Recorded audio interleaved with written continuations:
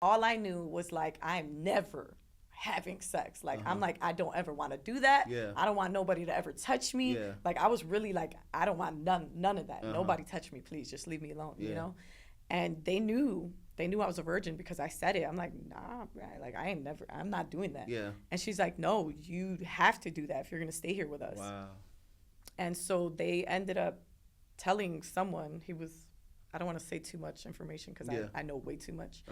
But he was older. He was an older man. Okay. He was a married man that I didn't even know that at first.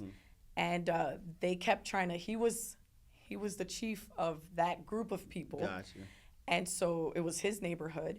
And he pulls up in a car and they're like, just talk to him. All he wants to do is talk to you. And I felt really uneasy. I'm like, no, I don't need to talk to this grown man. Like, Yeah. what do we have to talk about?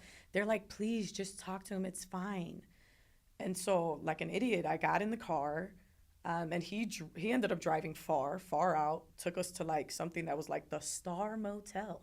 And I remember across the street, it looked like there was nothing there except for this little motel.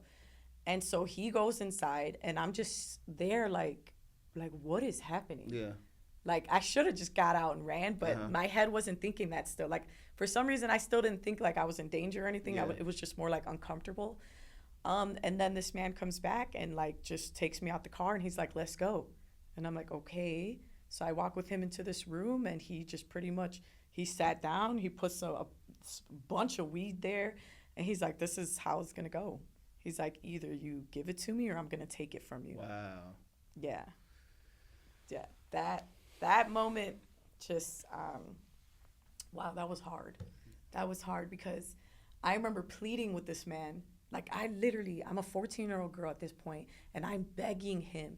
And I'm saying things like, please don't make me do this. Like, please, please, please don't make me do this. Like, Yeah. I don't want to do this. Like, I don't want to. And then I'm like, I want to be with someone I love when I do that. Like, Yeah. please, I want to be married. I want to do that. I was saying all kind of stuff. Yeah. And this man was like, I'm not going to say it again.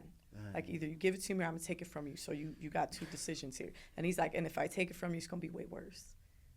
And so I remember going into the bathroom and I was just crying. And I was like, God, I was so mad at myself because I'm like, man, girl, if you would have just stood home. Yeah. If you would have just listened to your mom, man. If you would have just stood there, you would not have been in this predicament. And then I'm like, God, can you just like snap me out of here? Yeah. I literally was transport me out. yeah, this, I literally was like, transport me, Lord. Just, I promise I won't do anything. Like, I promise I won't leave my mom's house again. Just transport me out of here, please. And then I come out the washroom, and I remember he's just standing there like this, leaning up against like the dresser and the TV and the bed's right there. And he's like waiting for me to see what I'm going to do. And this moment scarred me really hard. Like, I just start to undress. And the enemy, I'll tell you how the enemy later on like used that against me.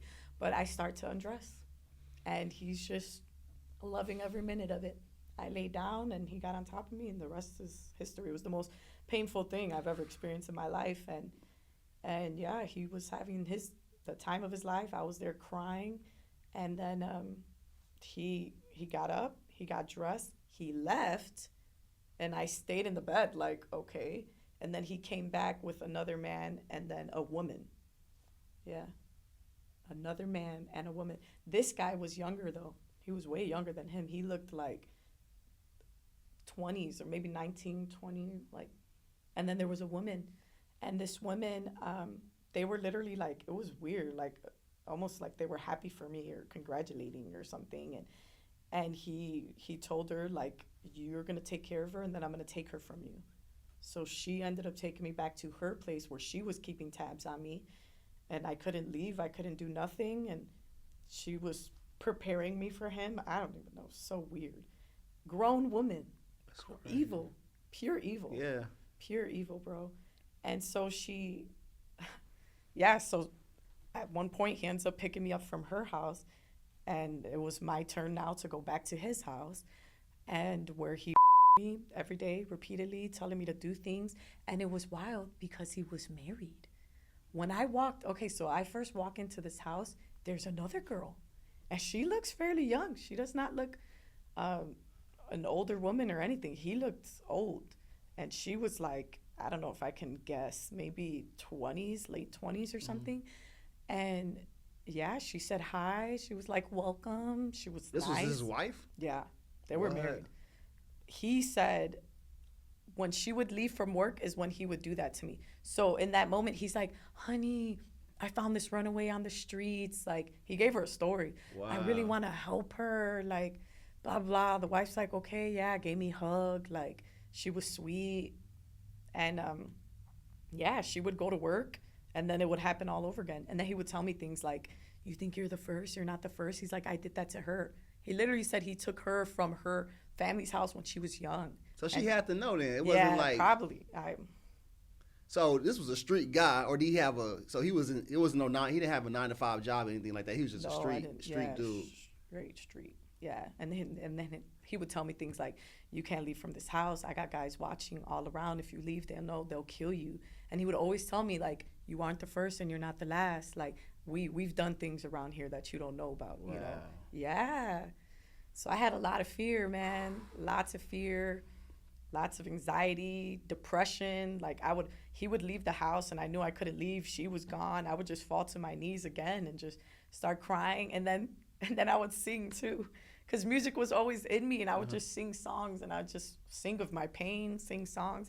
I remember this is the time when, I don't know if you've heard it before, but that song came out, 911 with Wyclef and Mary J. Blige. Oh, yeah. Yeah, bro. Someone please call 911. Yeah. I used to sit there and just cry to that, like, dang.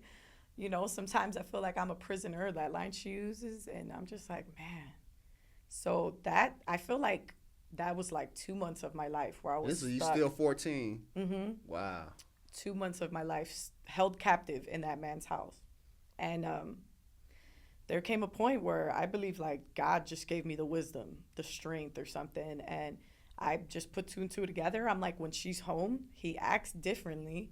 You know, he doesn't treat me the same way. So she came home one day and I said, I'm ready to go home. I really miss my mom. I promise, like, I won't be in the streets anymore. Like, I'm good. I can go. And he did not say nothing. Because he couldn't say nothing in front of her. He didn't say nothing in front of her. So it's kind of weird, because it does make me think, like, did she know, or what is going on? Not. Or maybe, I don't know. Or maybe she didn't. She was just fearful. Like, I don't know. But, yeah, they opened the back door. He did not say anything. She let me out. And when I tell you, I ran from that Humboldt Park area all the way back to Milwaukee, Kimball, Diversity area. I ran, bro. So that's a good hour run? I ran. Wow. I ran. I did not look back. I ran straight to my mom's house. Ran straight to mama.